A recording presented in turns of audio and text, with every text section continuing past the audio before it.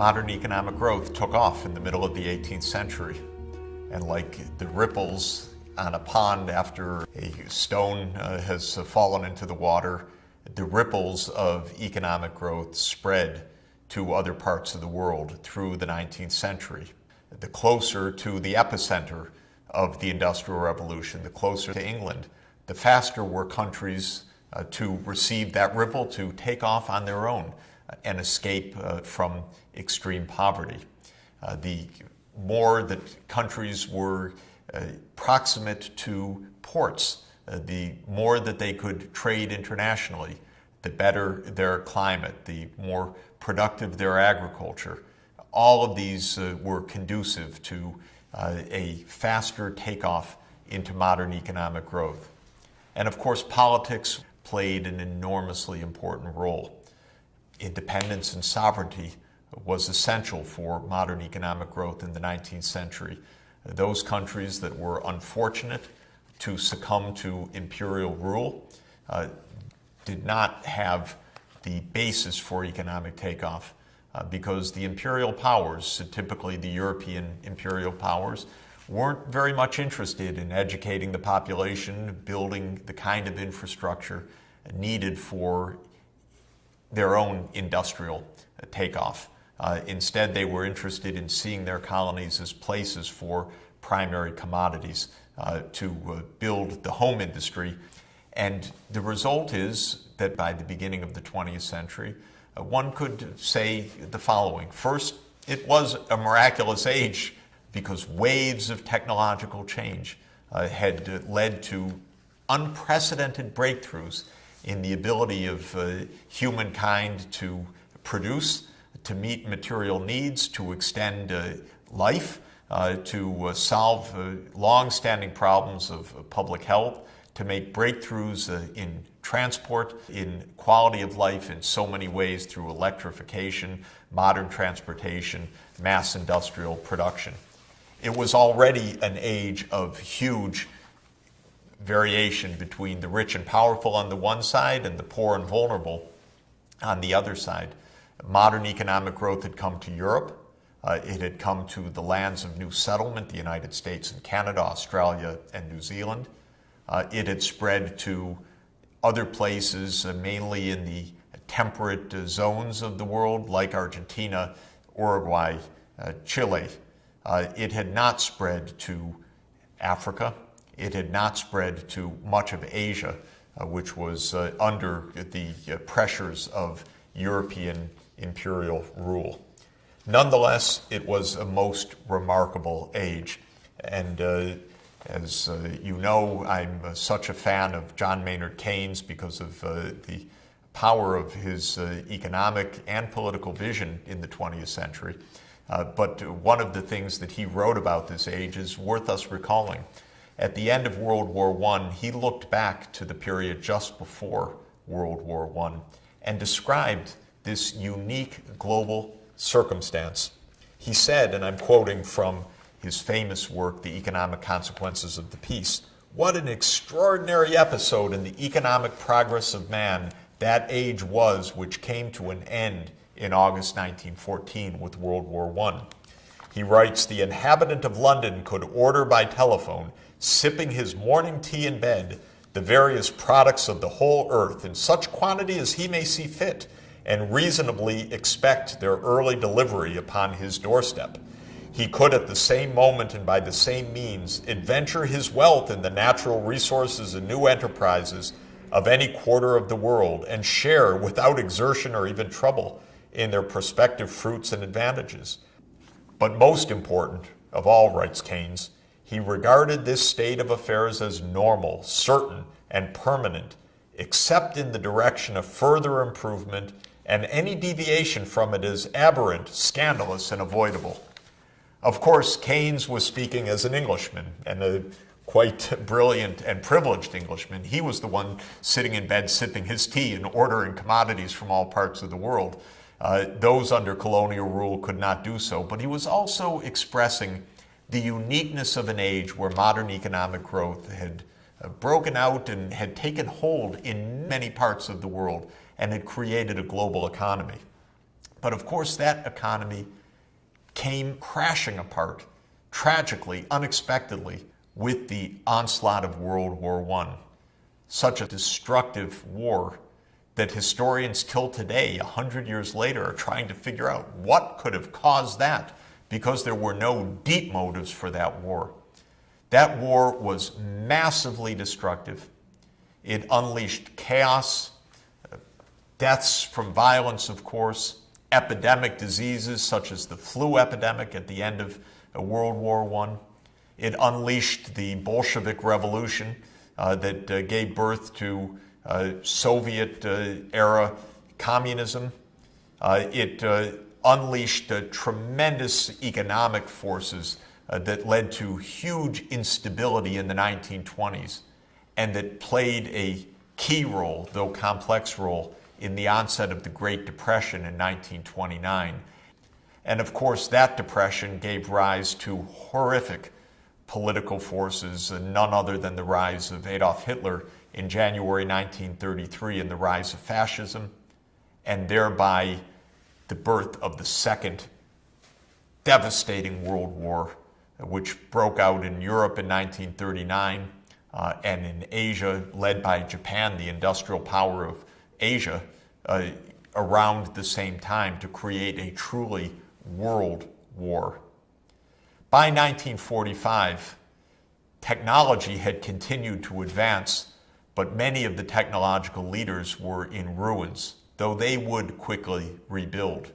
One technological leader, the world's technological leader, was not in ruins because other than one attack on Pearl Harbor, it was not directly touched in its own territory by the war.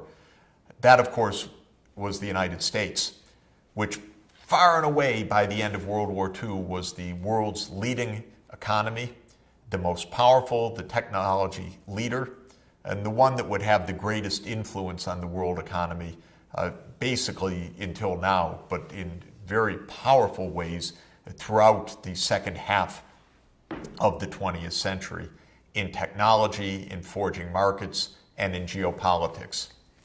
What's important for us in understanding how the ripples of modern economic growth diffused after World War II is to understand that by the end of World War II, the world was divided in three parts. And those three parts gave rise to a kind of division of the world economy that would persist for some decades and then finally themselves give way to a unified global economy. The first part was the US-led part.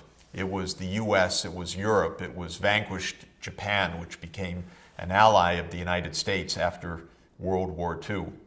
This part is sometimes called the First World. It was the richest part, especially after rebuilding. It was mainly a market economic system. It traded amongst each other, and it was the leading engine of technological change through to the end of the 20th century. The second world, so-called, was the world of Soviet communism. This was the Soviet Union itself, which had 15 republics, which after 1991 became 15 independent countries. It was the world conquered by the Soviet Union in Central and Eastern Europe, Czechoslovakia at the time, Hungary, Bulgaria, Romania, and other countries of the region where the Red Army sat and created Soviet-style government and economies. It included the People's Republic of China after 1949, which adopted a communist system, though one that soon enough would be very different from the Soviet-style communism. The third division of the world was the former colonial powers, because one of the mega results of World War II was that the imperial European countries, themselves in ruins, were certainly in no shape to run empires, and the former colonies had had enough of it. They not only had the ideology, the sense, the awareness that independence was theirs to grab, but they saw how destructive their imperial masters had been. The legitimacy of empire was over, and the ability of the imperial powers to continue to maintain empire was gone as well, though many of them didn't notice it because they continued to try to fight rearguard wars to defend imperial possessions.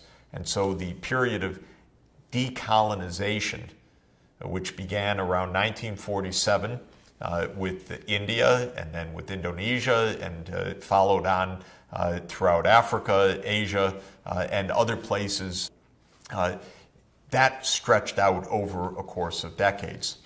But it created a kind of third world. Third world is a term we sometimes use to mean poor and middle income countries, but it meant something more literal back when the phrase was invented. It meant not the first world of the United States, not the second world of the communist era, but the post-colonial world. Sometimes also a grouping called the non-aligned countries. They said, we don't want U.S. domination, we don't want Soviet domination, we want to be on our own. And a little bit less formally, a fourth world was sometimes also brought into the mix. That's the group of countries basically that we call the least developed countries today, the countries in absolute abject poverty. Well, these were quite sharp divisions, and the world economy evolved under these geopolitical divides for several decades. The first world recovered from the damage of World War II remarkably quickly by the 1950s, and endogenous technology-driven economic growth took hold, and the process of modern economic growth and rising living standards took hold in the first world very, very powerfully. In the second world, the communist world, there was industrialization, and it seemed pretty dynamic for a while, but already by the 1960s, it was coming into crisis. And by the 1970s, economic development under a non-market communist system was basically screeching to a halt. Countries began to reform. China was the first great reformer in the communist group in 1978. When Deng Xiaoping came to power and said we need a market economy, we need to open China to trade, and that unleashed China's own catching up growth with remarkable success to the point where China became by far the fastest growing major economy in the world in history. Now, other parts of the communist world took longer to break free because the Soviet Union wasn't having it for a very long time, and it was only when Mikhail Gorbachev came to power in the middle of the 1980s and began his own market reforms, and then came the revolutions of Eastern Europe in 1989, and then the end of the Soviet Union itself at the end of 1991, did the second world basically stop being its own self-contained economic unit and become part of the world economy. The third world and the fourth world included dozens and dozens of countries, and each had their own economic history and their own strategies. A very few of the countries early on said, we like that first world model. We're pretty much interested in integrating with the first world economies. And they figured out something that most of the rest of the developing countries did not figure out till later. And that was that diffusion, the arriving of those ripples, could lift them into a very special kind of industrialization, mainly where new industries in their own countries, many foreign-owned, would become part of global production systems, so that a company in Korea or in Taiwan would begin to produce the electronics goods or the shirts and pants on the racks of retailers in the United States and Europe, according to the technology designs and the intellectual property of the so-called first world companies. The early developers of that new strategy for catching up were called the Asian Tigers. Korea, Taiwan, China, Hong Kong, Singapore. The four of them already by the 1960s and then by the 1970s were growing extremely rapidly by integrating their new, young industrial base with the high-tech industries of the first world. And as that happened, other developing countries watched and said, wait a minute, that's pretty interesting. Maybe we shouldn't stay quite so non-aligned. Politically, yes, but economically, maybe we should open our own doors to trade and to foreign investment and try to attract those new multinational companies that could use our country and our labor force and our natural resources as a base for their global production systems. This is how globalization came into being. Globalization came into being as this diffusion process created a new kind of catching up after World War II, especially starting in countries that opened their trade and opened their borders to foreign investment so that new global industry centered around multinational companies could use those countries as bases for global production systems. And that process, backed by big breakthroughs in technology, better transport, intermodal transport so-called, from ships to the backs of trucks in a very smooth process, containerization of trade through the standard 20-foot containers, and of course the advent of modern computer-assisted design and manufacturing and the enormous breakthroughs made possible by the internet and by mobile telephony revolutionized the ability of companies to engage in global production systems and thereby create globally integrated companies, often with hundreds of thousands of employees operating in more than 100 countries.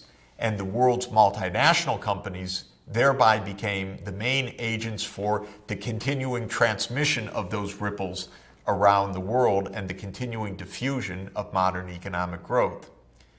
Japan was a leader in its own region in this, and they developed a wonderful visual metaphor for this called the flying geese model. Have a look at these geese in formation.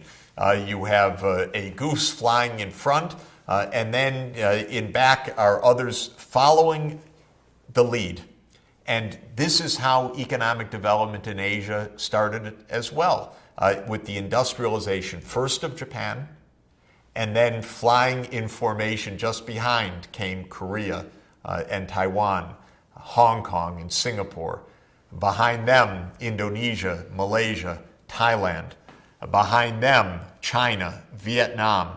Behind them, Cambodia, Laos. But as the leading country moves from textiles to electronics, then from electronics to automobiles, then from automobiles to advanced information technology, the country just behind it moves from agriculture to apparel and textiles, from apparel and textiles to electronics, from electronics onto its own technology innovation of information technology. And one goose after another, to use Japan's metaphor, follows along the way. This map that you're looking at now shows where the textile firms located. And every red dot is essentially a node of multinational production where often low-wage labor is hired to produce in a global production network of textiles and apparel. You'll see that virtually every dot in Asia is on the coast, just like Adam Smith said in 1776, before he could know anything about such global production chains. You're looking at a map here of China attracting foreign direct investment. Again, China's great breakthrough after 1978, when Deng Xiaoping opened China to the world, was to attract foreign investment that made China an export base for world manufacturing production. And you can see also that the wave goes from the darker provinces where foreign direct investment is the highest into the interior, moving from coast to the interior, just as Adam Smith had told us. And the result is, by the end of the 20th century and into the early years of the 21st century, what had started as the preserve of England and then had spread across the English Channel and the North Sea into Western Europe, that had spread to the lands of new settlement first, that had then spread to other temperate zones, that had spread to Central and Eastern Europe, that had been taken up by Japan in late 19th century industrialization, that in the 20th century, after World War II, could now spread to the former colonized parts of the world as they gained their independence, was a process of global economic development that had reached almost all the world. There are still places where this is not true till today. Often the most landlocked interior places with difficult climate, with lack of natural resources and so forth, that have all of the burdens and few of the benefits to take hold. But for most of the world, the breakthrough by now has taken place. Of course, those who made the breakthrough early on are today's rich world. They're the high-income countries. Those that have come late to this by virtue of their history, their politics, their resource base, their geography, are today's middle-income or low-income countries. Those still waiting to take off are today's least developed countries. We're going to turn our attention carefully and in detail to how those least developed countries can make the breakthrough now in the 21st century.